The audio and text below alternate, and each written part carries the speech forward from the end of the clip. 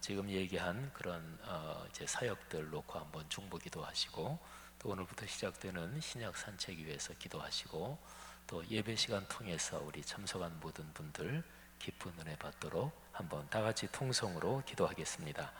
하나님 아버지, 은혜를 감사합니다. 하나님께서 오늘 우리를 주님 앞에 모이게 하시니 진심으로 감사합니다.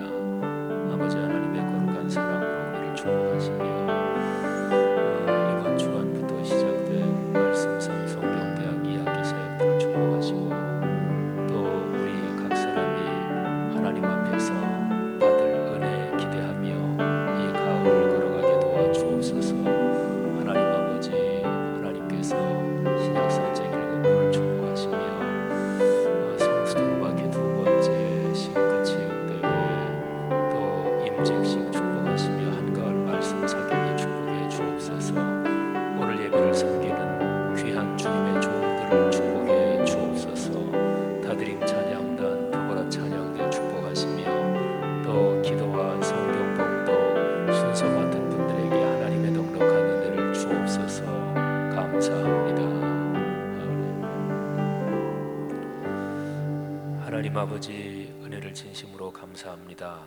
주님께서 오늘 우리 모인 이 모임을 축복하시며, 2-3 이상이 내 이름으로 모인 그곳에 내가 같이 있겠다고 말씀하신 주님의 약속을 기억합니다.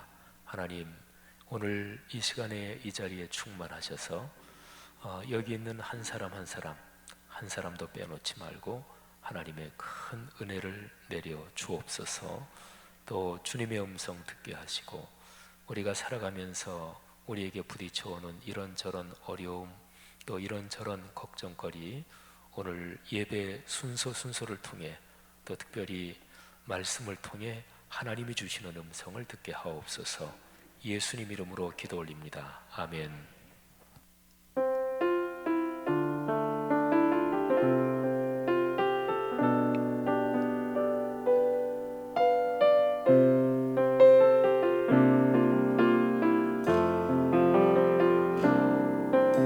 주님과 함께하는 이 고요한 시간, 주님의 보좌 앞에 내 마음을 쏟네. 모든 것 아시는 주님께 감출 것 없네. 내 맘과 정성 다해 주 바라나이다. 온 마음 다해 사랑합니다. 온 마음 다해 주 알기 원하네. 내 모든 삶 당신 것이니 주만 섬기리.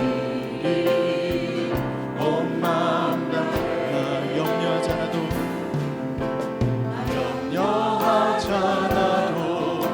내 쓸 것 아시니, 나 오직 주의 얼굴 구하게 하소서. 나 이해할 수 없을 때라도 감사하며, 날마다 순종하며 주 따르오리다.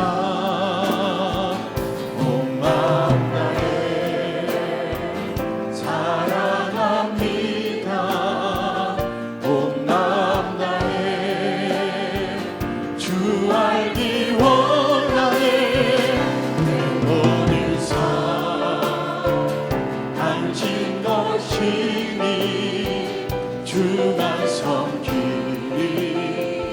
온 마음 다시 한번 주님과 함께하는 이 고요한 시간, 주님과 함께하는 이 고요한 시간, 주님의 보좌 앞에 내 마음을 쏟네. 모든 것 아시는 주님께 감출 것 없네. 과 정성 다해 주 바라나이다. 나 염려하지 않아도, 나 염려하지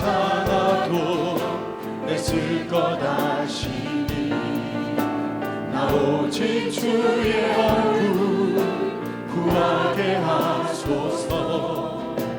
다 이해할 수 없을 때라도 감사하며 날마다 순종하며 주 따르오리다. 온 마음 다해 사랑합니다. 온 마음 다해 주 알기 원하네. 내 모든 삶 당신 것이니 주만 섬기리. 우리의 온 마음 다해 주님을 사랑합니다. 온 마음 다해 사랑합니다. 온 마음 다해 온 마음 다해 주 알기 원하네. 내 모든 삶 당신 것이니 주만 섬기리. 온 마음 다해 온 마음 다해 사랑합니다. 온 마음 다해 주 알기 원하네. 내 모든 삶 당신 것이니 주만 섬기리. 우리의 목소리로 온 마음 다해 온 마음 다해 사랑합니다. 온 마음 다해 주 알기 원하네. 내 모든 삶 당신 것이니 주만 섬기리. 온 마음 우리 다시 한번 고백합니다. 온 마음 다해 온 마음 다해 사랑합니다. 온 마음 다해 주 알기 원하네. 내 모든 삶 당신 것이니 주만 섬기리. 마지막으로 다시 한번 우리의 온 마음을 다해 주님을 사랑합니다. 온 마음 다해 사랑합니다. 온 마음 다해 주 알기 원하네. 내 모든 삶 당신 것이니 주만 섬기리. 온 마음 다해 주만 섬기리. 주만 섬기리. 온 마음 다해 주만 섬기리. 주만 섬기리. 온 마음 다해.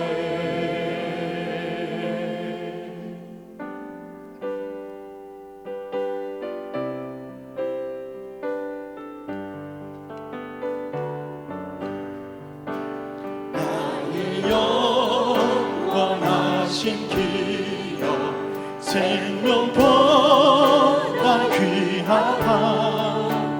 나의 갈 길 다가도록 나와 동행하소서. 주께로 가까이 주께로 가오니 나의 갈 길 다가도록 나와 동행하소서. 세상 복이 아니라 모든 명예 버리고 험한 길을 가는 도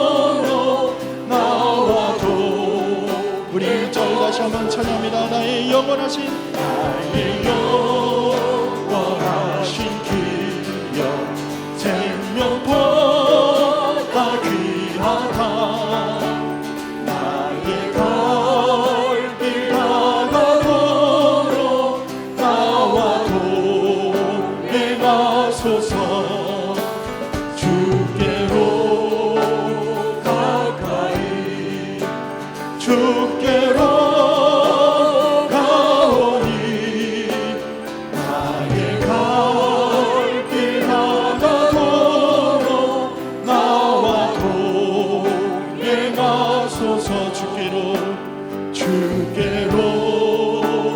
가까이 주께로 가오니 나의 갈 길 다가도록 나와 동행하소서 주께로 가까이 주께로 나의 갈 길 다가도록 나와 동행하소서. 오늘 우리가 예배를 위해서 준비할 때 신약 상책 하나님과 함께 거니는 귀한 말씀의 여행이라고 생각합니다.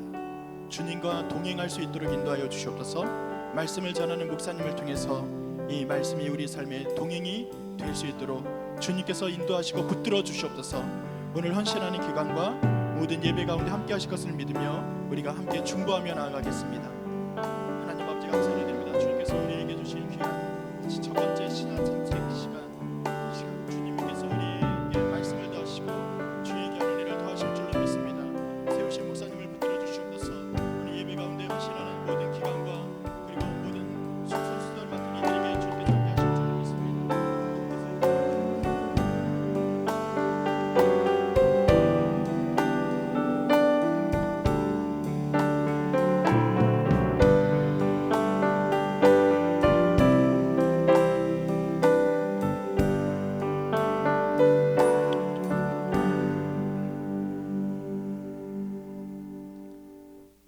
사랑이 많으신 하나님 아버지, 폭염에 무더운 날씨에도 강건하게 살아갈 수 있도록 지켜주셨고 오곡백과가 무르익는 결실의 계절인 가을을 저희에게 허락하시니 진심으로 감사드립니다.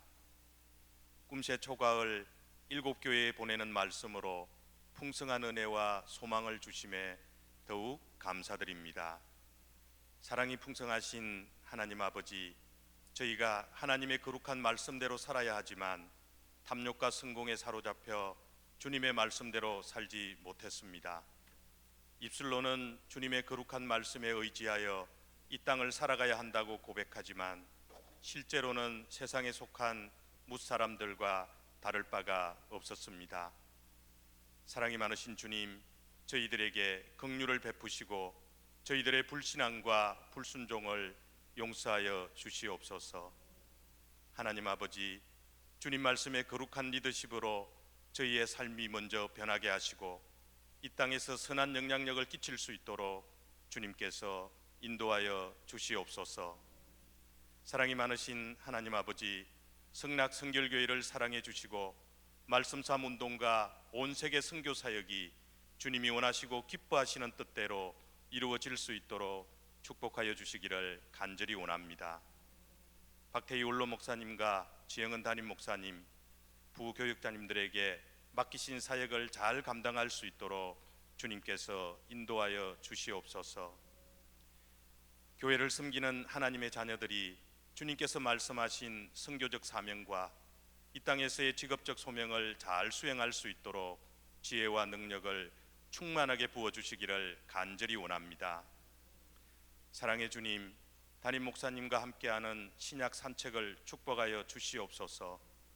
저희가 말씀을 사모할 수 있도록 진리의 영을 충만케 하시고 말씀을 통하여 주님의 높으신 뜻을 알 수 있도록 은혜를 베풀어 주시기를 간절히 원합니다.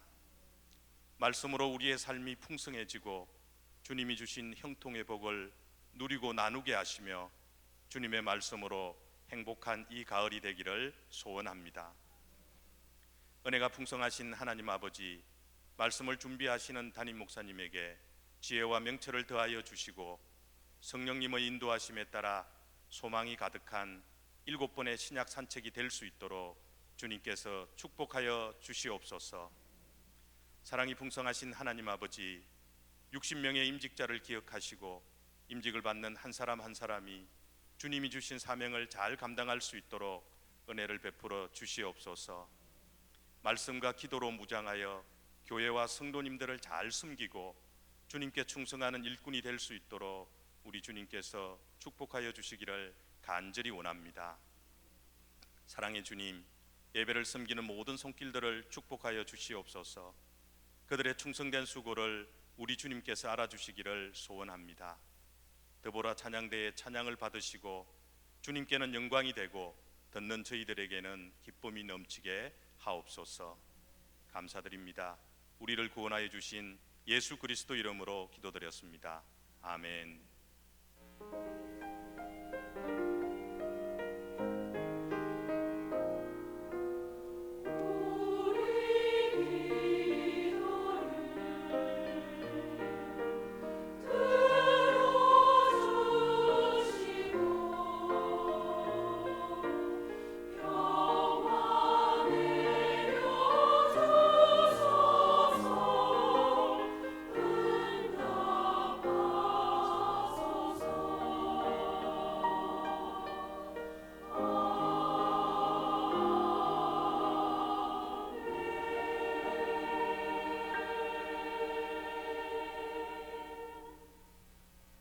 찬송가 부르기 시간입니다. 오늘은 156장 머리에 가시관 붉은 피 흐르는 같이 찬양하도록 하겠습니다.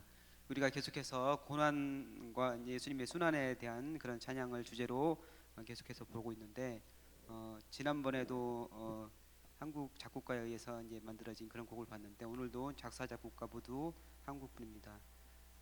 이 곡을 작사하신 반병성 목사님은 시인이시면서 밴쿠버 한인연합교회 원로 목사님으로 계시다고 합니다. 지금은 이제 이번에 새롭게 만들어진 찬송가에서는 빠졌는데 전에 찬송가에 가슴마다 파도 친다 라는 그런 찬양이 있는데 그 곡을 작사하신 분이고 100여 편의 그런 찬송시를 썼다고 합니다. 이 머리에 가시관 붉은 피 흐르는 이라는 그 찬양을 만들게 된 그 배경을 말씀드리면은 1986년도 이제 순환절에 순환 찬양을 이제 만들고자 이렇게 기도하는 중에 성지에서 가져온 감람나무 가시면류관 목각과 십자가를 보면서 깊이 묵상하는 중에 이 찬양을 만들었다고 합니다. 그래서 이 찬양을 보면 예수님의 그 순환 당하신 그 얼굴과 그 상처를 보면서 그 십자가의 그 사랑을 깨닫게 된다는 그런 자조적인 그런 내용을 담고 있습니다. 같이 부르겠는데 먼저 우리 솔리스트 선생님들 불러주시고 이어서 따라서 부르도록 하겠습니다.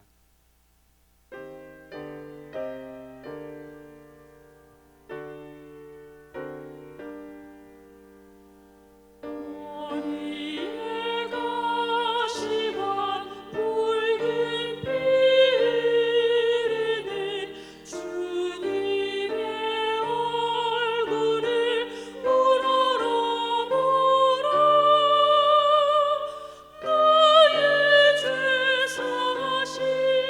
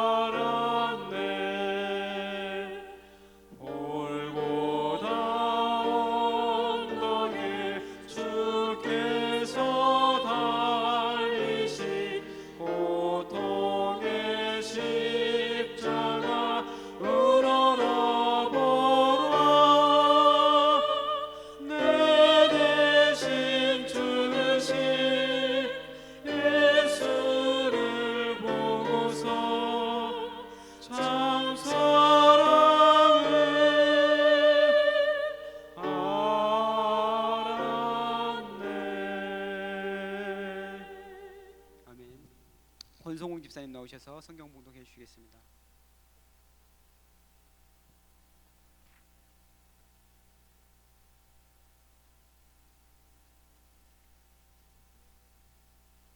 오늘 우리에게 주시는 하나님의 말씀은 마태복음 1장 1절 말씀과 18절에서 23절 말씀입니다. 다 찾으신 줄 알고 봉독하겠습니다. 아브라함과 다윗의 자손 예수 그리스도의 계보라. 예수 그리스도의 나심은 이러하니라. 그의 어머니 마리아가 요셉과 약혼하고 동거하기 전에 성령으로 잉태된 것이 나타났더니 그의 남편 요셉은 의로운 사람이라 그를 드러내지 아니하고 가만히 끊고자 하여 이 일을 생각할 때에 주의 사자가 현몽하여 이르되 다윗의 자손 요셉아 내 아내 마리아 데려오기를 무서워하지 말라. 그에게 잉태된 자는 성령으로 된 것이라. 아들을 낳으리니 이름을 예수라 하라. 이는 그가 자기 백성을 그들의 죄에서 구원할 자이심이라 하니라. 이 모든 일이 된 것은 주께서 선지자로 하신 말씀을 이루려 하심이니 이르시되 보라 처녀가 잉태하여 아들을 낳을 것이요 그의 이름은 임마누엘이라 하리라 하셨으니 이를 번역한즉 하나님이 우리와 함께 계시다 함이라. 아멘.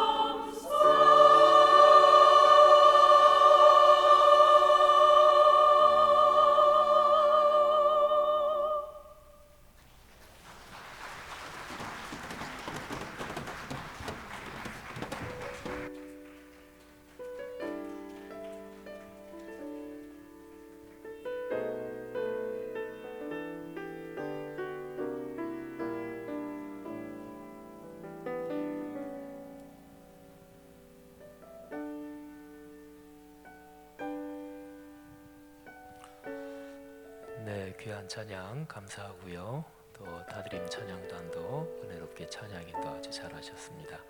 또 기도 성경봉도 잘 해주셨습니다. 먼저 광고 잠깐 드리고 그리고 제가 말씀 전하겠습니다. 그 소천하신 우리 교회 가족이 두 분 계신데요. 조길자 집사님, 시모님 되시는 황순자 집사님께서 89을 일기로 소천하셨습니다. 빈소는 건국대학교 장례식장이고요. 그리고 우리 교회에서는 문상 예배만 드리는데 아까 아마 수예배 전에 다녀오셨을 것입니다. 그 고인께서 다니시는 교회에서 집례를 하고요. 그 다음에 이종욱 집사님, 이영애 집사님 부친 되시는 고 이창성 권사님 86을 일기로 하나님의 부르심을 받으셨습니다. 오늘 오전에 소천하셨는데요. 빈소는 아산 유리병원 장례식장이고, 그래서 위로 예배는 내일 오후 1시에 교회에서 출발해서 빈소에서 오후 3시에 저희 교회에서는 문상 예배만 드립니다. 우리 두 가정에 하나님의 은혜가 함께 하시기를 바랍니다. 오늘부터 시작되는 신약 산책 잠깐 먼저 알려드리는 말씀 먼저 알려드리고 그리고서 제가 첫 번째 강의를 시작하겠습니다. 오늘부터 참석하시는 7번 강의도 우리 교회 훈련의 한 과목으로 진행이 됩니다. 여러분들이 들어오실 때 신약산책 1강에서 조그만 종이를 받으셨죠? 여기에 보면 이름 직분 쓰시는 난이 있고 교구 쓰시는 난이 있는데 그거를 잘 쓰시고, 그 밑에 질문이 2개 있어요. 이 질문 2개는 이제 오늘 첫 번째 강의 들으시다 보면 제가 이거 답을 말씀드릴 거예요. 그럼 그 답을 이렇게 쓰셔서 나가실 때 내시면 됩니다. 그리고 7번째 강의 11월 16일에 있는 7번째 강의까지 요거를 7번을 다 내셔야 그래야 신약 산책 수료하신 게 됩니다. 볼펜이 없으신 분은 지금 혹시 볼펜 없으신 분은 이렇게 손을 드시면 우리 예배 여기 우리 김소래 권사님 없으시네. 예배 부원들 수고하시죠. 오늘 볼펜 충분히 준비했으니까 예배 부원들이 좀 갖다 주셔요. 볼펜 없으신 분들 이렇게 손 드시고 역시 신랑이 최고십니다.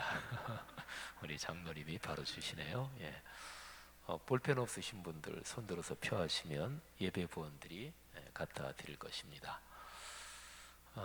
그리고 우리 교회 공적인 사역 때문에 이거를 수요예배 참석 못하신 분들은 이 수요예배 강의가 동영상으로 홈페이지나 또는 유튜브나 우리 교회 페이스북에 올라갈 겁니다.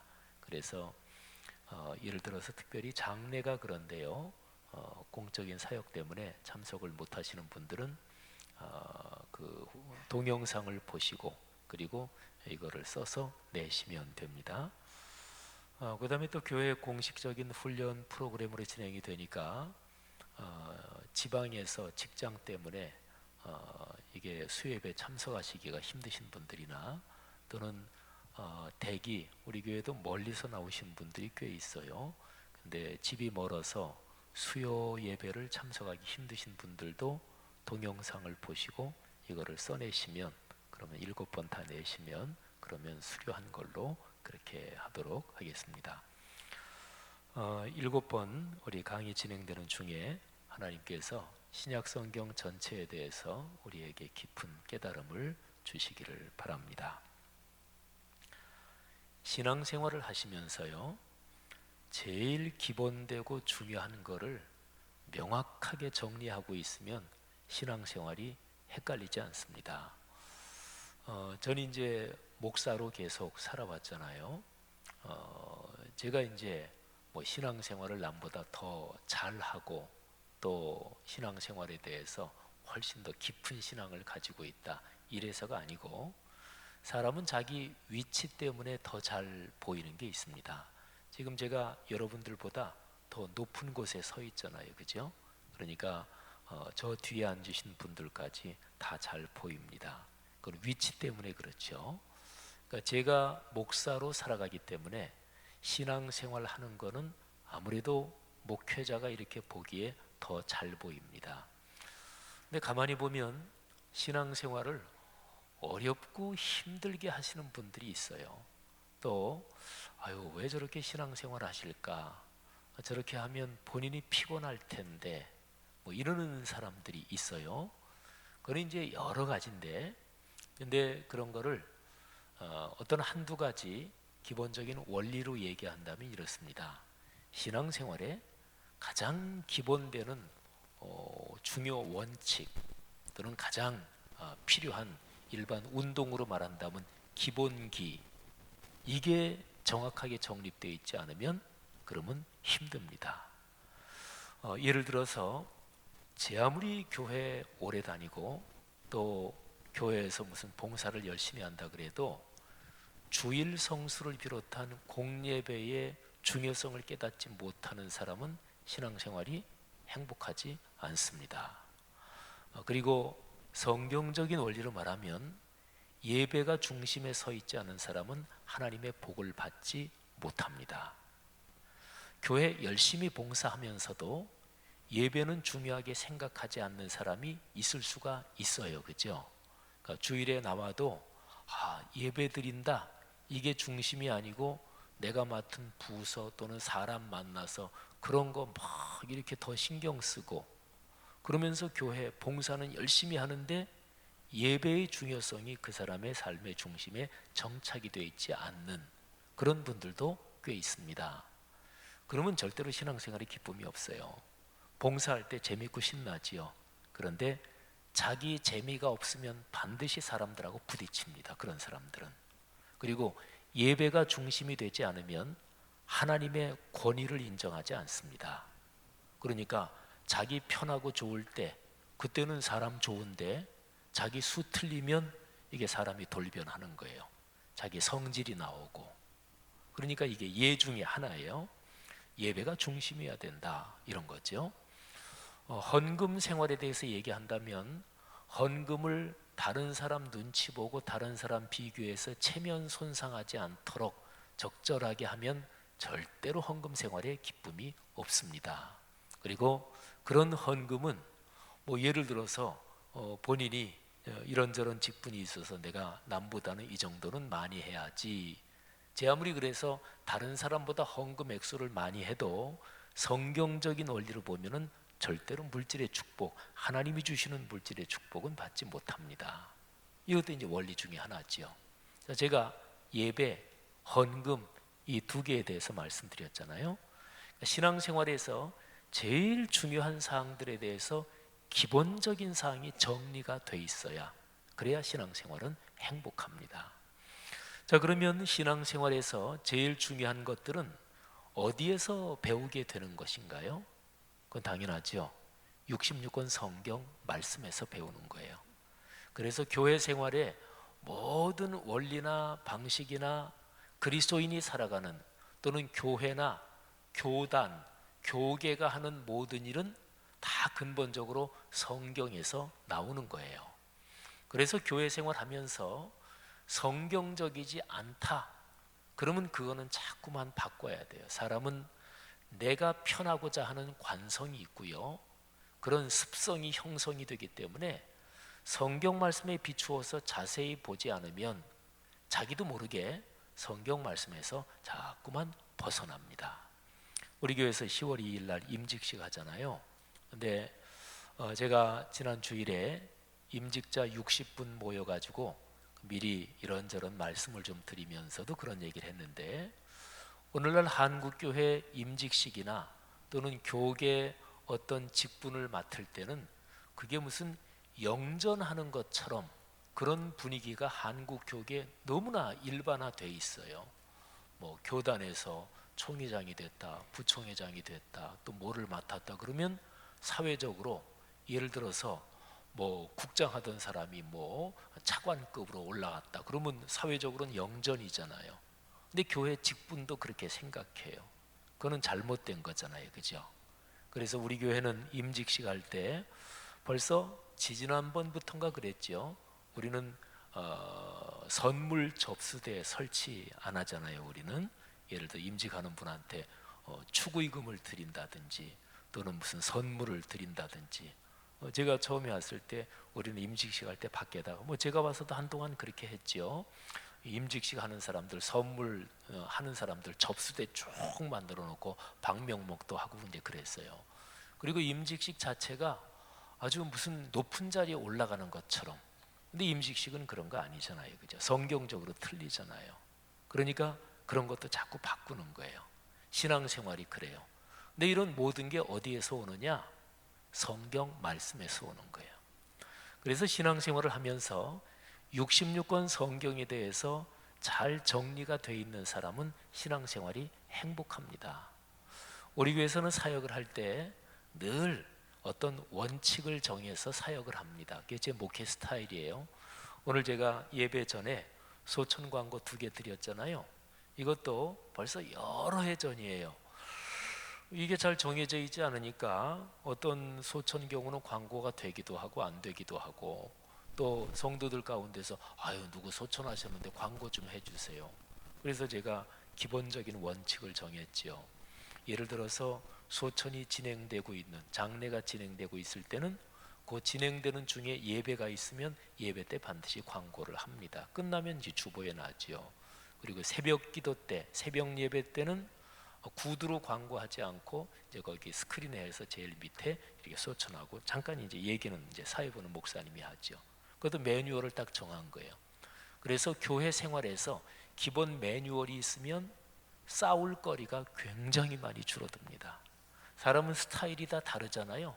교회는 얼마나 다양한 사람들이 모여요. 회사는 다양해도 싸울 거리가 훨씬 적습니다. 회사는 내 월급 받고 다니니까 회사에서 자기 신경질 낼 수 있어요? 별로 그러지 못하죠, 그죠? 그런데 교회는 참 독특한 집단이에요, 사회적으로 보면. 그래서 다 기질이 다르고 성질이 달라요. 그래서 교회에서 큰 소리 치는 사람은 지금 자기 성질 부리고 있는 거예요. 교회에서 큰 소리 할 일이 뭐가 있겠어요? 그렇기 때문에 기본적으로 매뉴얼을 딱 정해놓으면 싸울 일이 무지무지하게 없어져요. 갈등할 일이 무지무지하게 없어져요. 그래서 교회 생활에서는 그 교회 생활에 제가 매뉴얼이라고 표현했습니다만은 기본 예의, 질서 이런 게 중요한 거죠. 교회가 이 세상의 집단이 아닌데 그 교회에서 어떤 사람이 더 세다, 힘이 세다, 헌금을 많이 낸다, 또는 장로라서 더 세다, 그러면 그건 교회가 아니잖아요, 그죠? 또 교회에서 어떤 일 할 때도 교회에서 어떤 중요한 사람이라 그래서 그 사람한테 특별히 특혜를 주면 안 되잖아요. 우리 사회가 온통 이게 아주 망가지고 하는 게 특권의식 때문에 그러잖아요. 그래서 우리 교회에서는 어떤 경우에도 특권 이런 거 없습니다. 우리 교회는 장소 사용할 때 장소 사용마다 일정한 매뉴얼이 있어요. 지방회, 총회에서 사용하는 걸 우리는 사용료 안 받습니다. 지방이나 총회, 우리 교단 행사니까 거기서 그냥 감사헌금하면 그걸로 하지요. 근데 그 외에는 우리 교회 성도들은 물론 우리는 마음대로, 우리 집이니까 마음대로 사용할 수 있고, 근데 외부에서 사용할 때는 일정하게 장소 공간에 대한 사용료 매뉴얼이 있습니다. 근데 그거는 제가 관련된 어떤 사람이 해도 냅니다. 그러니까 저도 그거 지킵니다. 그러니까 교회는 그래야 돼요. 그러면 이제 교회에 누구는 더 특권을 누리네 이런 얘기가 없어지는 거죠. 하여튼 이런 모든 것이 근본 원리가 뭐냐? 그거는 바로 성경 때문에 그래요. 성경에서 그렇게 얘기하잖아요. 부자가 교회에 들어온다 그래서 특별히 그냥 그 사람 막 대접하고, 또 사회적으로 별 볼 일 없는 사람 교회에 들어온다 그래서 당신 그쪽에 앉든지 만든지 마음대로 해라, 그러면 안 된다고 야고보서에서 얘기하잖아요, 그죠? 성경 말씀은 괜히 써 있는 거 아니잖아요. 이게 진리의 말씀이니까. 그러니까 여기에 순종해야 된다는 말이죠. 신약 산책은 이제 7번 강의가 그런 식으로 진행될 거예요. 신약 성경 27권에서 제일 중요한 굵은 줄기를 살펴볼 거예요. 그거를 머릿속에 이렇게 생각하면 신약 성경을 읽을 때, 또는 성경 말씀이 우리 신앙생활의 기본 원칙이니까 그거에 따라서 내 삶을 잘 살펴보면 분명히 더 복을 받겠지요. 여러분, 신약 산책 7번의 강의 가운데 하나님께서 신약의 제일 중요한 특징이 무엇인지, 또 중심 굵은 선이 무엇인지 우리가 깨닫게 되고, 깨닫게 된 것을 우리의 삶에 적용할 수 있고 또 실천할 수 있게 되는 복이 있기를 축복합니다. 제일 첫 번째 강의는 제목이 하나님이 우리와 함께, 이게 이제 첫 번째 강의의 제목입니다. 우리 한번 같이 따라해 보실까요? 하나님이 우리와 함께. 오늘 본문에서 아까 우리 권 집사님 잘 읽어주셨는데 마태복음 1장 23절 한번 볼까요? 다 같이 한번 읽겠습니다. 시작. 보라, 처녀가 잉태하여 아들을 낳을 것이요 그의 이름은 임마누엘이라 하리라 하셨으니 이를 번역한즉 하나님이 우리와 함께 하시리라 계시다 함이라. 아멘. 오늘 제 첫 번째 강의 설교 제목은 바로 1장 23절에서 가지고 온 거예요. 하나님이 우리와 함께. 그게 임마누엘이라는 뜻이에요. 성경에서 엘자가 나오면 엘, 그러면 그게 이제 하나님이란 뜻이에요. 엘, 하나님. 베델 그러면 하나님의 집. 뭐 엘샤다이 그러면 전능의 하나님. 엘자는 구약이나 신약이나 거의 하나님 이렇게 보면 되는데, 여기에 임마누엘, 이거는 구약 성경에 기록된 말씀입니다. 구약 성경 이사야서 7장 14절에 이런 표현이 있습니다. 그러므로 주께서 친히 징조를 너희에게 주실 것이라. 보라, 처녀가 잉태하여 아들을 낳을 것이요 그 이름을 임마누엘이라 하리라. 아멘. 그러니까 여기 마태복음 1장 23절은 구약 성경의 이사야서 7장 14절 말씀을 그대로 인용한 거지요. 그러니까 구약 시대 이사야서의 말씀이 이제 마태복음이 예수님이 오셨을 그때에 이게 성취됐다, 이런 거죠. 그러니까 임마누엘은 구약 성경의 언어 히브리어예요. 뜻은 하나님이 우리와 같이 계시다. 하나님이 우리와 함께. 영어로 표현하면 God with us. 하나님이 우리와 함께, 이거죠. 근데 이 주제가 신약 성경 전체에서 무지무지하게 중요합니다. 자, 먼저 우리가 신약 산책을 하는 거니까 구약과 신약은 한 줄기로 통해서 흐르죠, 그죠? 근데 성경 전체의 흐름을 한번 이렇게 얘기할 수 있어요. 창세기에서 하나님이 천지를 창조하시고 만드신 세상은 하나님과 함께 사는 세상이었어요. 그게 에덴 동산입니다. 그러니까 하나님이 사람과 함께, 하나님이 이 피조 세계와 함께, 하나님이 우리와 함께 사는 세상이었죠. 근데 죄 때문에 하나님과의 관계가 깨져버립니다. 그래서 첫사람 아담과 하와가 에덴 동산에서 쫓겨나잖아요. 하나님과 함께 거기에서 하나님에게서 분리된단 말이죠. 그러면 구원은 무엇인가요? 분리된 데서 다시 하나님께로 돌아오는 거, 이게 구원이에요. 이게 성경 구약부터 신약까지 전체적인 구도가 가장 간단하게 말하면 그렇게 됩니다. 자, 그런데 구약은 어디서 끝나냐면 하나님께로 돌아와라, 이 요청으로 끝나요. 그러니까 에덴 동산 하나님과 함께, 죄 짓고 하나님께로 분리됐다. 그리고 분리돼서 죄 가운데 사는 사람들을 향해서 하나님이 끊임없이 말씀하시죠. 구약에서 하나님이 예언자들 또는 하나님의 사람들을 통해서 끊임없이 주시는 메시지 중에서 제일 중심되는 게 뭐냐면 돌아와라, 여호와께로 돌아와라, 이런 것입니다. 구약 성경에서 예언서 중에서 제일 중요하고 제일 긴 게 이사야서예요. 근데 이사야서 55장에서 대표적으로 여호와께로 돌아와라 하는 구절을 제가 잠깐 한번 읽어드리겠습니다. 이사야서 55장 7절 말씀이에요. 한번 들어보시죠. 악인은 그의 길을, 불의한 자는 그의 생각을 버리고 여호와께로 돌아오라. 그리하면 그가 긍휼히 여기시리라. 우리 하나님께로 돌아오라. 그가 너그럽게 용서하시리라. 아멘. 구약은 거기서 끝나요. 돌아와라. 그러니까 사람들이 아직까지 하나님께로 돌아가지는 못했어요. 그거는 이제 신약에서 이루어질 거예요. 자, 이사야서 55장 7절을 제가 읽어드렸는데 하나님이 돌아와라 이렇게 말씀하시는 게 있는데 구약에서 또 하나 아주 중요한 이런 말씀이 있어요. 자, 하나님과 분리됐는데 하나님을 다시 만나야 되잖아요. 그건 두 가지 방법이 있어요. 하나님을 떠난 사람들이 하나님께로 돌아오는 방법이 있고, 이게 잘 안 될 경우에는 하나님이 그 사람들한테 가시는 방법이 있어요. 그잖아요. 오든지 가든지 해서 어쨌든 만나야 되는 거니까. 구약 성경에서 이사야서 다음으로 아주 중요한 예언서가 있는데 그게 예레미야서예요.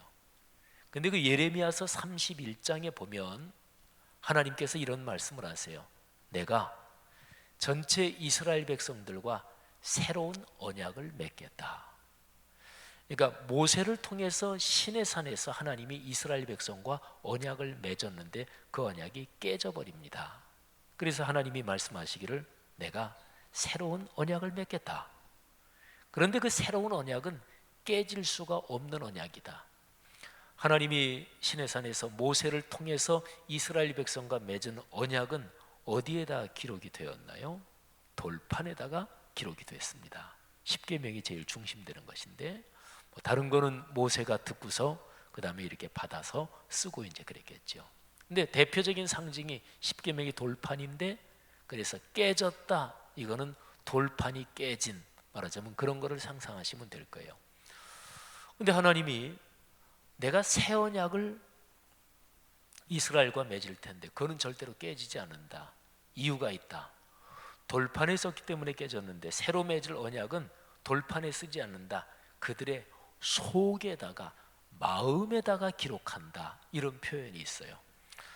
예레미야서 31장 31절 제가 한번 읽어보겠습니다.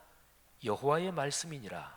보라, 날이 이르리니 내가 이스라엘 집과 유다 집에 새 언약을 맺으리라. 여러분 여기에 새 언약, 여기에서 신약이라는 말이 나왔어요. 새로 올 신자, 그리고 언약, 약속할 때 약자. 그래서 신약. 신약이라는 이름은 예레미야서 31장 31절에서 나왔습니다. 근데 한 절 건너서 33절에 보면 제가 조금 전에 드린 그 말씀이 있어요.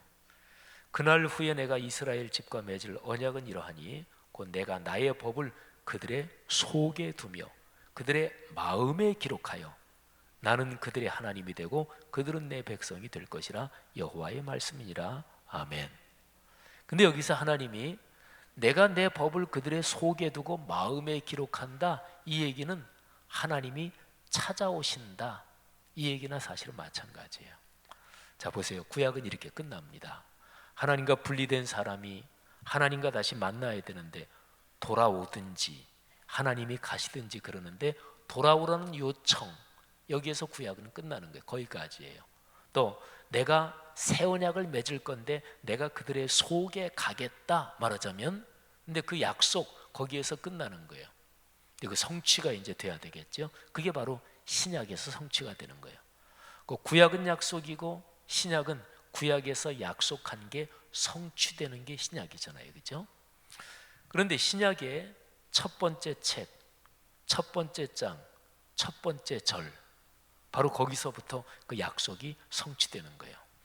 자, 마태복음 1장 1절 우리 아까 읽어주셨는데 다시 한번 다 같이 읽겠습니다. 시작. 아브라함과 다윗의 자손 예수 그리스도의 계보라. 여러분 구약 성경에서 하나님이 아브라함과 맺으신 언약, 다윗과 맺으신 언약, 이게 쭉 내려오는데 그 약속의 성취로 예수 그리스도께서 오셨다. 이게 신약의 제일 앞에 기록된 말씀이에요. 그런데 이 예수님, 이분이 어떤 분이냐? 예수가 이름이 있죠. 근데 예수란 이름이 죄에서 자기 백성을 구원한다, 이런 뜻이에요. 그러니까 예수란 이름 자체가 구원하시는 구원의 주님, 이런 뜻이거든요. 근데 예수님의 별명이 있어요. 그게 아까 23절에 임마누엘, 이게 별명이에요. 뜻이 하나님이 우리와 함께, 이런 뜻이죠. 그러면 생각해 보세요. 구약 성경에서 죄 짓고 하나님에게서 분리된 것이 이게 형벌이잖아요. 구원은 하나님 다시 만나는 거예요. 그런데 신약 성경 제일 첫 번째 장을 열면 바로 그 구원이 성취되게 하시려고 오신 분이 계신데 그분의 별명이 하나님이 우리와 함께 이렇단 말이에요. 자, 관계가 아주 명백하죠. 그래서요 신약 성경 마태복음 1장 23절에 나오는 임마누엘 이 말씀, 이 내용은 마태복음 제일 끝에 가서 다시 반복이 됩니다. 우리가 암송하기도 하고 또 그리스도인은 뭐 누구나 다 들어봤던 말씀이죠. 마태복음 28장 20절, 마태복음 맨 끝절이에요. 제가 읽을 테니까 한번 들어보시죠. 내가 너희에게 분부한 모든 것을 가르쳐 지키게 하라. 볼지어다 내가 세상 끝날까지 너희와 항상 함께 있으리라 하시니라. 아멘. 그러니까 임마누엘 요 단어는 안 썼지만 1장 23절에서 임마누엘 요 단어의 뜻이 마태복음 제일 끝나는 지점에서 또 한 번 반복이 되는 거죠. 여러분 신약 성경의 첫 번째 책의 제일 중요한 메시지는 바로 그거예요. 하나님이 우리와 같이 계시다. 그러니까 사람이 돌아가질 못하니까 깨닫지도 못하고 또 하나님을 향한 열망, 열정도 없고 자기의 처지가 망하게 됐다. 이거를 알아야 큰일 났구나. 이렇게 되는데 알지도 못하는 거예요. 그래서 하나님이 찾아오신 거예요. 이게 바로 신약 성경의 제일 중요한 중점입니다. 자, 아까 예레미야 말씀드렸죠. 예레미야서에서는 하나님께서 새 법을, 새로운 언약을 사람들의 속에 기록한다, 속에 두겠다 그랬죠. 예레미야 예언이 성취되는 게 사도행전 2장입니다. 사도행전 2장에는 성령 강림 사건이 나오죠.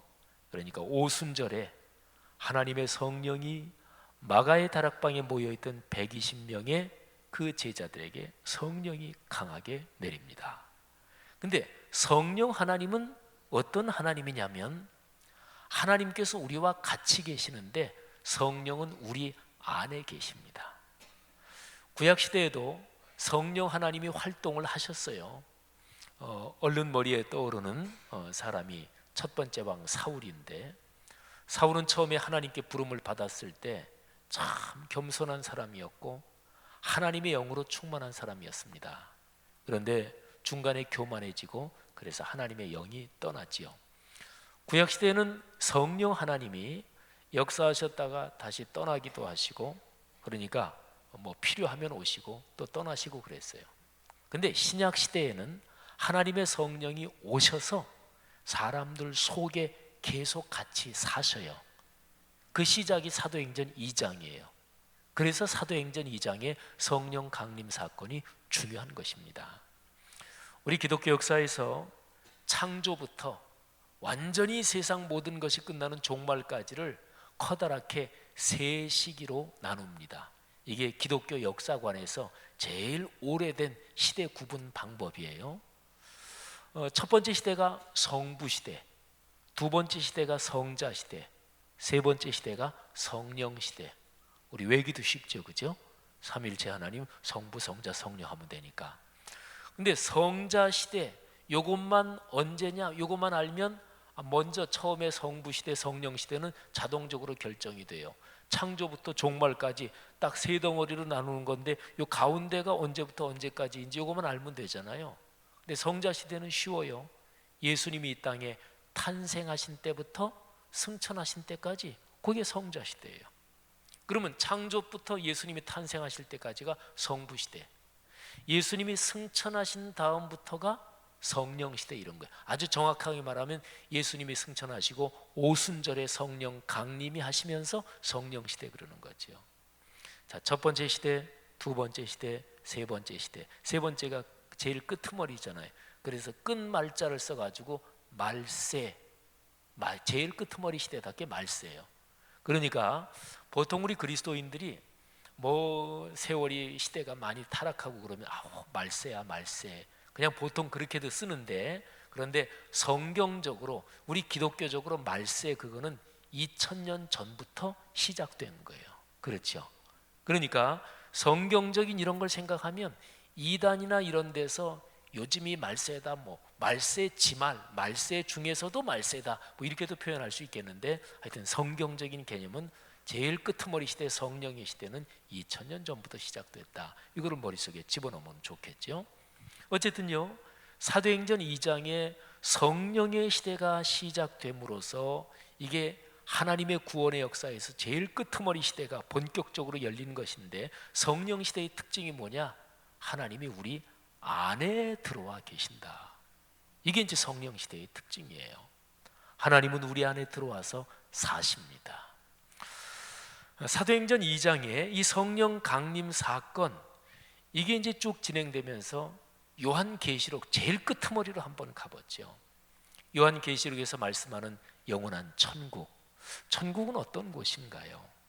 계시록에 보면 뭐 12진주문이 있고, 근데 성문이 얼마나 크겠어요. 근데 그 성문이 진주로 만들어졌는데 진주 하나로 만들어졌대요. 그렇게 큰 진주 보셨어요? 어쨌든 온갖 보석과 찬란한 것으로 천국을 묘사하고 있습니다. 뭐 생명수 시내가 흐르고, 또 생명나무의 나무가 강 좌우에 있고. 그런데요, 천국은 사실은 딱 한 가지만 얘기하면 그게 천국이에요. 요한계시록 맨 마지막 장이 22장이지요. 그 앞에가 21장, 21장과 22장 제가 잠깐 몇 절을 읽어드리겠습니다. 자, 21장 1절부터 제가 3절, 4절까지 제가 읽을게. 한번 들어보십시오. 영원한 천국, 새하늘과 새 땅의 모습을 묘사한 거예요. 또 내가 새하늘과 새 땅을 보니 처음 하늘과 처음 땅이 없어졌고 바다도 다시 있지 않더라.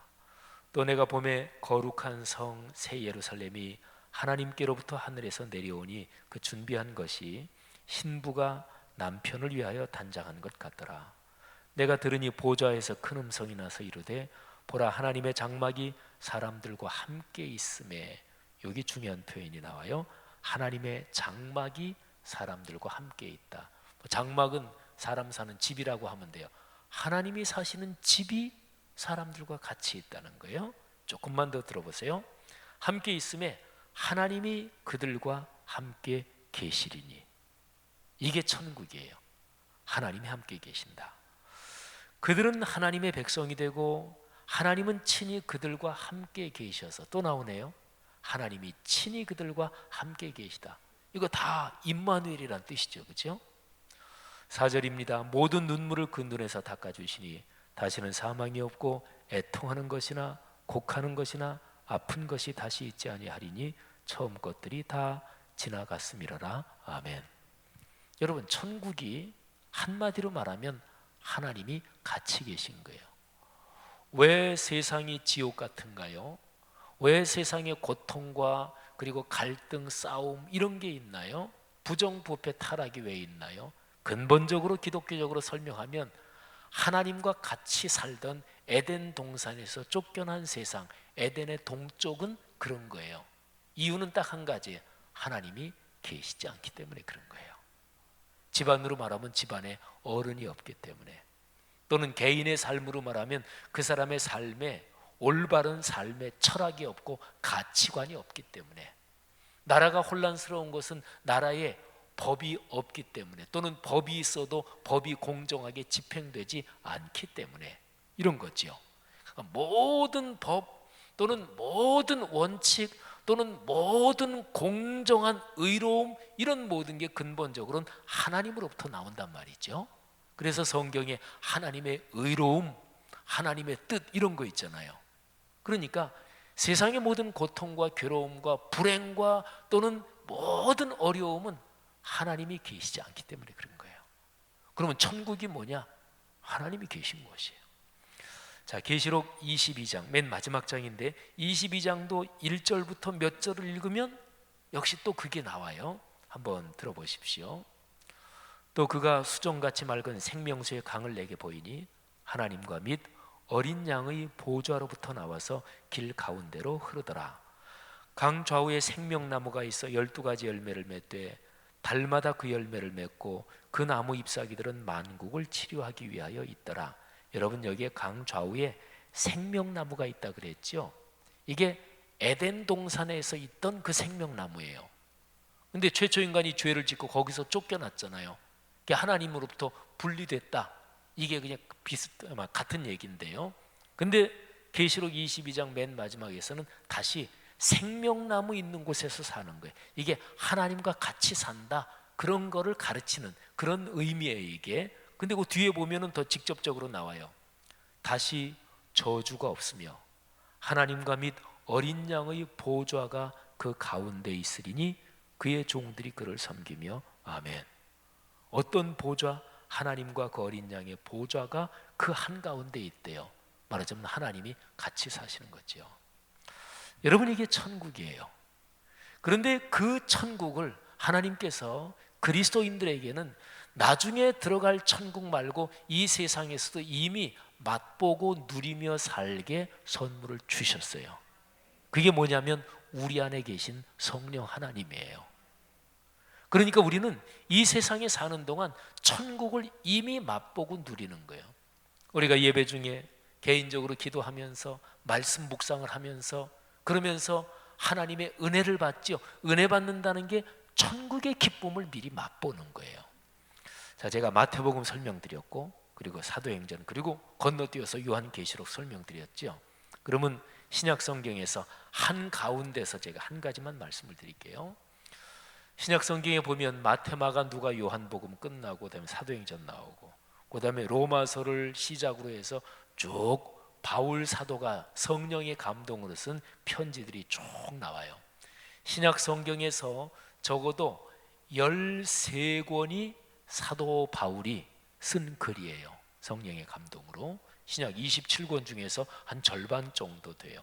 어떤 학자는 13권이 더 넘는다 이렇게 보기도 하고. 그런데 이 사도 바울이 편지를 쓰고 그분이 쓴 글들을 읽어보면 굉장히 자주 나오는 표현이 있어요. 그게 그리스도 안에서, 이런 표현이에요.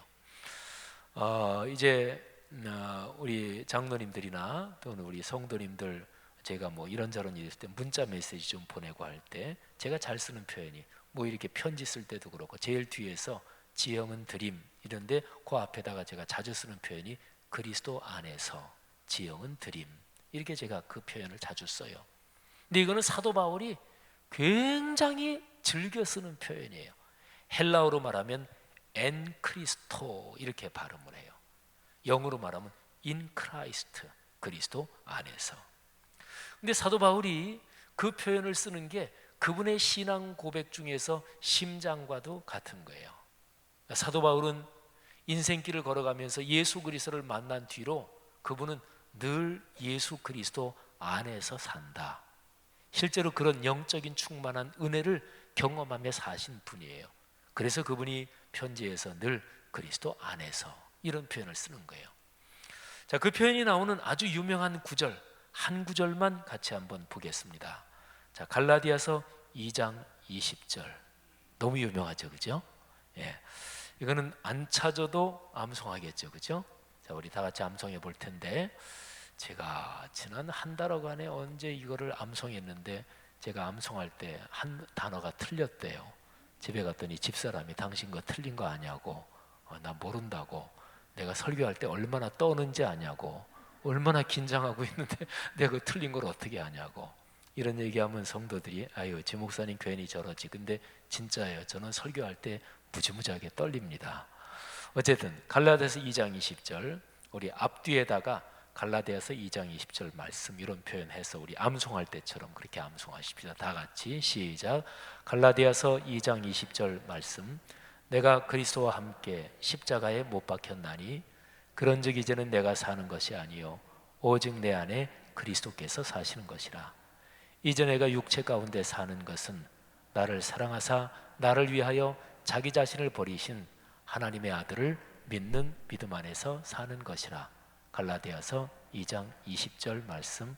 아멘. 오늘은 제가 안 틀렸죠, 그죠? 예. 자, 거기에 보면 그리스도와 함께 십자가에 못 박혔나니. 그런즉 내가 사는 것은 내가 사는 게 아니래요. 내 안에 그리스도께서 사시는 것이래요. 사도 바울이 그리스도 안에, 그리스도께서 사도 바울 안에 산다, 이런 것입니다. 하나님의 성령으로 산 사람들은 공통점이 있습니다.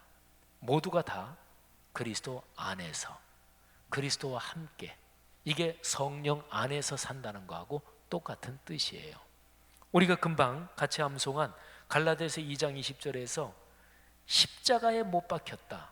어떻게 그리스도 안에서 사느냐, 그리스도가 어떻게 내 안에 사느냐, 그거는 십자가 사건을 통해서 이루어지는 거예요.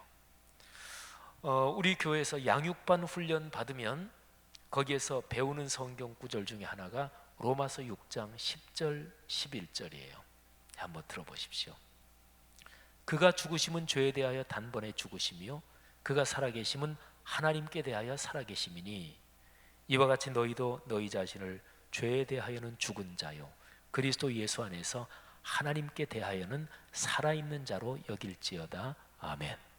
예수 그리스도께서 십자가에 달려 돌아가셨고 다시 부활하신 것처럼 예수님을 믿는 사람은, 그리고 바로 여기 있는 여러분과 저도 십자가에서 예수님이 돌아가실 때 우리 옛사람은 거기서 죽었고 그리스도께서 부활하실 때 우리는 하나님의 자녀로 다시 살았다, 이런 걸 얘기하고 있는 거예요.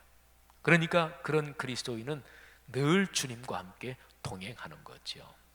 이게 바로 하나님이 우리와 함께, 그러니까 삼위일체 하나님이 우리와 같이 사시는 거예요. 이걸 가리켜서 그리스도인의 삶이라 그럽니다.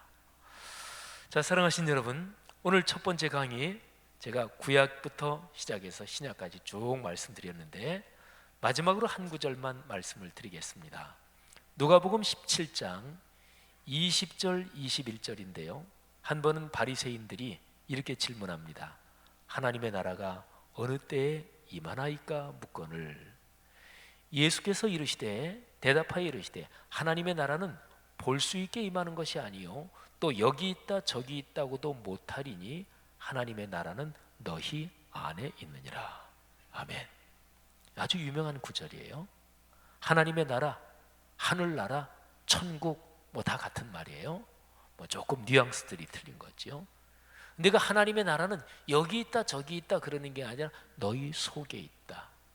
근데 신약 성경에 보면 하나님의 나라, 천국, 하늘나라를 얘기할 때 두 가지로 얘기해요. 하나는 나중에 들어갈 영원한 하늘나라, 그러니까 미래에 온전히 완성되고 우리가 100% 누릴 들어갈 그 하늘나라, 미래적인 하나님의 나라죠.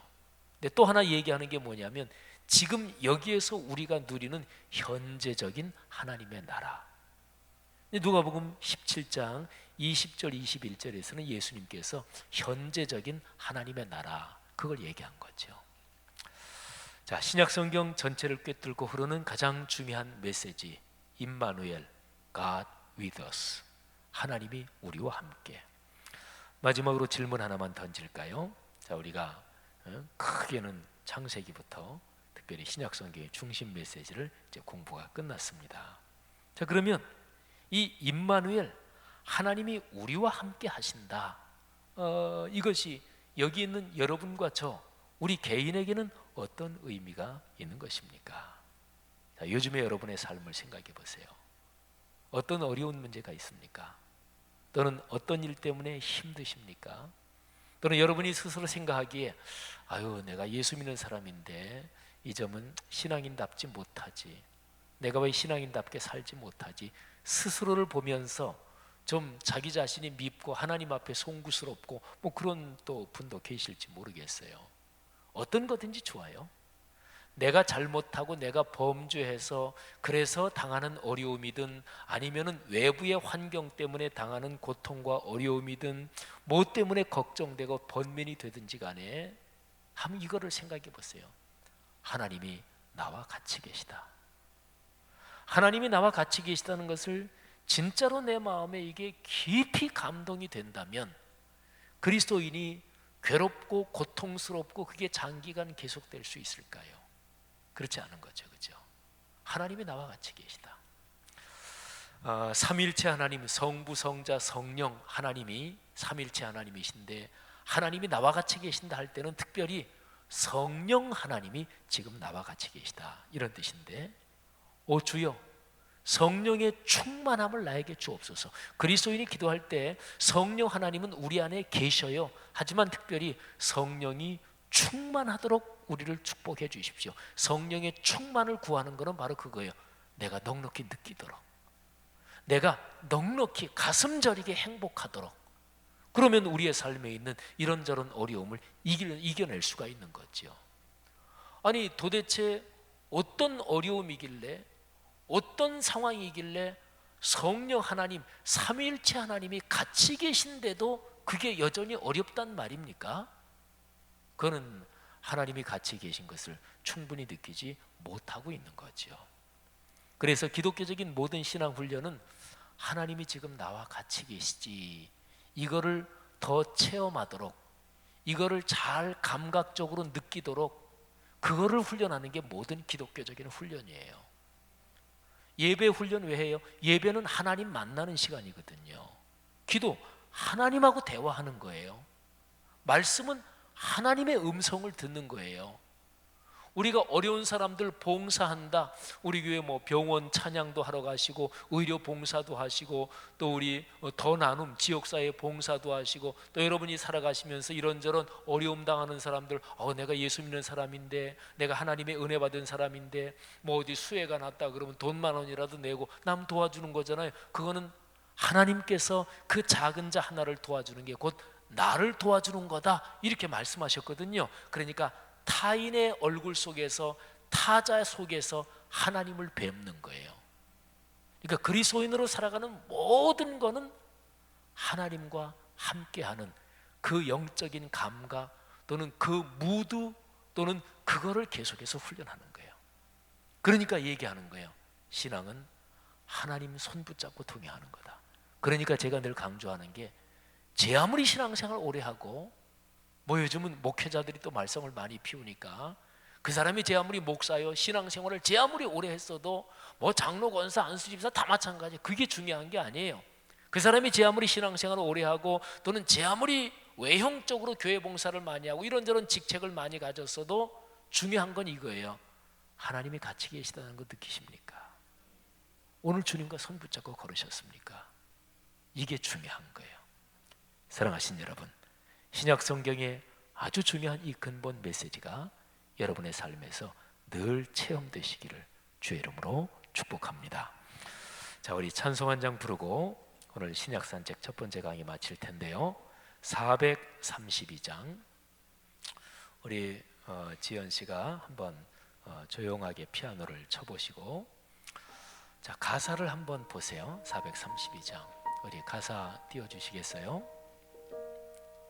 한번 가사를 묵상해 보세요. 반주를 들으시면서. 큰 물결이 설레는 어두운 바다, 저 등대의 불빛도 희미한데 이 풍랑에 배 저 항해하는 이 작은 배, 이 정도 되면 참 걱정스럽잖아요, 그죠? 풍랑은 일고 또 깜깜한 바다고 웬걸 등대의 불빛도 희미하대요. 큰일 났네요. 더구나 배는 작고. 근데 사공이 누구라고요? 주님이라. 큰 풍랑이 배를 위협하며 저 깊은 물 입 벌려 달려드나 이 바다에 노저 항해하는 이 작은 배, 2절은 더 위험하네요. 큰 풍랑이인데요, 깊은 물이 입 벌리고 달려든대요. 그 바다에 노저 항해하는 작은 배 하나. 더 심각한데 2절 가사에도 이 배의 사공은 주님이라. 3절은 주님께서 그 큰 풍랑 인생의 어려움을 해결하시는 모습을 가사로 표현하고 있습니다. 큰 소리로 물결을 명령하시면 이 바다는 고요히 잠자리라. 한밤중이었잖아요. 근데 저 동력이 환하게 밝아올 때 나 이 바다 건너가리. 누구와 함께? 주 함께. 나 두려움 없네 두려움 없도다, 주 예수님 늘 깨어 계시도다.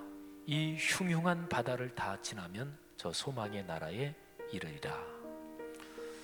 옛날에는 제일 멀리 가는 게 배 타고 가는 거예요. 비행기가 없던 시절이니까. 그래서 옛날 시절에는 인생을 바다의 항해로 많이 비유했습니다. 그러니까 우리 인생사를 얘기하는 거죠. 여기 오늘 수예배 참석하신 여러분 중에서 인생사 인생길 걸어가는 가운데 큰 풍랑, 작은 배가 막 침몰할 것 같은, 배가 깨질 것 같은, 혹시 그렇게 심각한 어려움을 가지신 분도 혹시 계시나 모르겠어요. 우리 존경하고 사랑하는 우리 연세 많으신 어르신들, 혹시나 연세는 많이 들고 몸은 자꾸 아프고 또 소망도 없는 것 같고 심정이 그러면 너무나 힘드시죠. 요즘은 암 걸리신 분들이 국민의 암 유병률이 굉장히 많고 암이 굉장히 일반적으로까지 됐는데, 암은 여전히 무서운 병인데 암으로 투병하시거나 또는 덜커덕 큰 병 걸려서 그것 때문에 너무너무 힘드신 분도 혹시 계실지 모르겠어요. 본인은 다 잘 나가도 아들, 딸이 이게 제 앞가림도 못하고 그런 부모로서 얼마나 힘든지 몰라요. 그런 분 계신지 모르겠어요. 또는 직장에서 언제 그만둬야 되나, 언제 명예퇴직해야 되나, 어떻게 명예퇴직해야 퇴직금이 더 많으려나, 그거 계산하는 괴로운 시간 보내고 계시는 분들, 또는 우리 젊으신 분 중에서 직장이 아직 없거나 이러신 분들, 어떤 것든지 좋습니다. 오늘 이 가사 한번 새기시면서 주님이 나와 같이 계시다, 그 모든 걸 이길 수 있다, 이런 고백을 가지고 한번 고백하면서 찬송하겠습니다.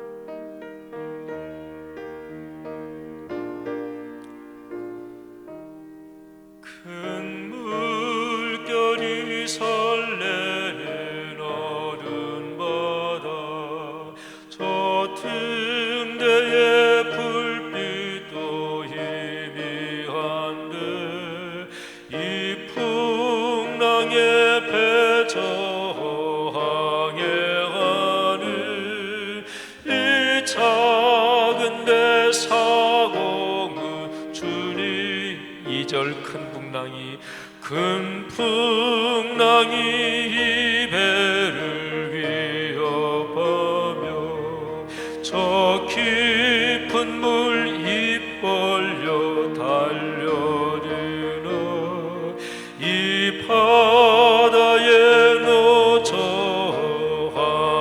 항해하는 이 작은 배 사공은 주님이라.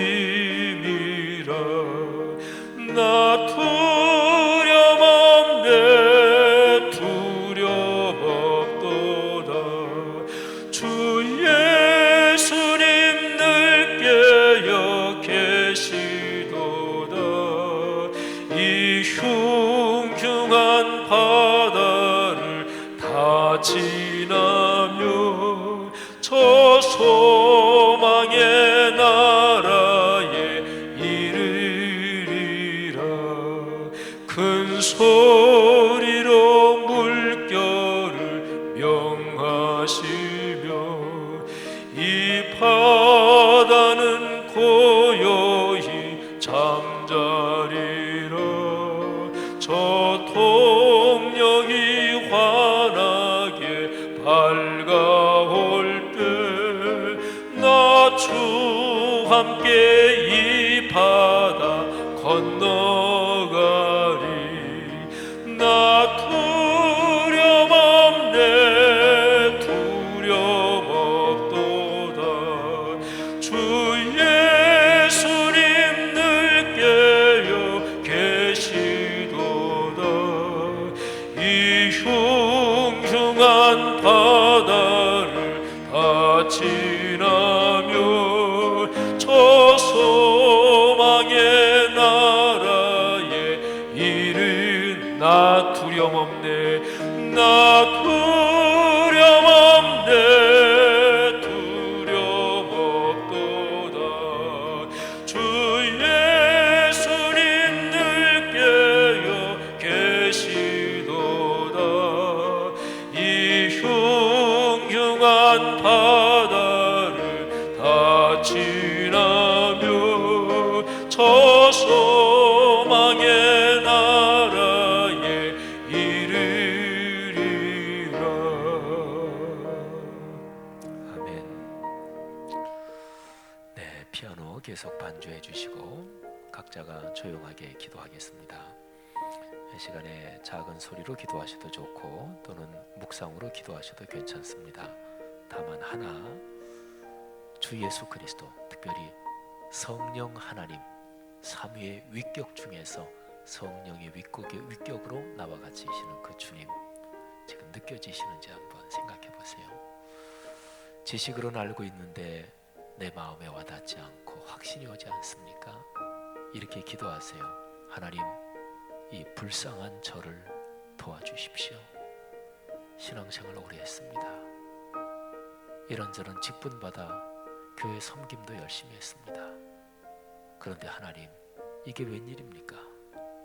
하나님의 같이 계신 게 마음에 와닿지 않습니다. 확신이 되지 않습니다. 느낌이 없습니다. 하나님, 신앙생활 헛한 거 아닙니까? 이 불쌍한 저를 도와주십시오. 하나님은 자신의 부족함을 솔직하게 드러내놓고 간구하는 사람, 그 기도를 결코 무시하지 않으십니다. 반드시 응답해 주십니다. 지금 이 시간에 긴 기도 날이지만, 짧은 시간이지만 진실하게 기도하는 여러분에게 하나님이 다가가실 것입니다. 그리고 말씀하실 거예요. 사랑하는 딸아, 사랑하는 내 아들아, 내가 같이 있다. 내가 지금 고민하고 어려워하는 문제들 내가 같이 있다. 내 인생이 풍랑이는 폭풍우가 치는 험한 바다 망망대해에서 작은 배 같지만 내가 그 배의 주인이고 사공이고 내가 선장이다. 내가 같이 있다. 주의 음성을 들으시기를 바랍니다. 잠시 각자 더 개인적으로 기도하죠.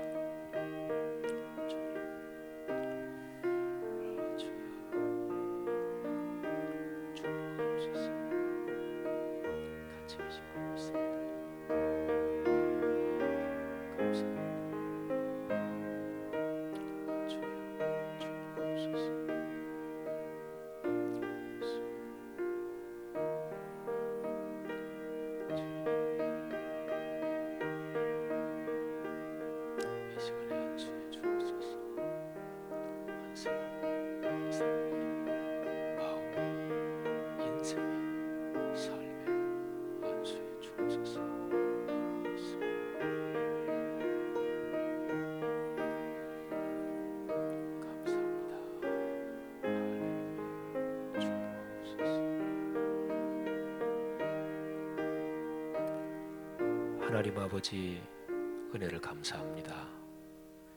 인생길을 걸어가며 이런저런 쉽지 않은 일이 많지만 주 거룩하신 삼위일체 하나님께서, 특별히 성령 하나님께서 우리와 같이 계심을 감사합니다. 주님 손 꼭 붙잡고 공예배를 중심으로 모든 신앙의 훈련 가운데 주님 나와 같이 계시다는 이 확신 더 깊어지고 산처럼 커지고, 늘 어떤 문제든지 주님 저와 같이 계시지요. 주님, 이 문제 주님께 맡깁니다. 주께서 응답해 주시고 도와주시는 것 체험하며 복된 삶을 살게 하시고 성경에서 말한 행복을 누리게 하시고 또 그 복을 다른 사람들에게 나누며 전하게 하옵소서. 감사합니다. 축복합니다.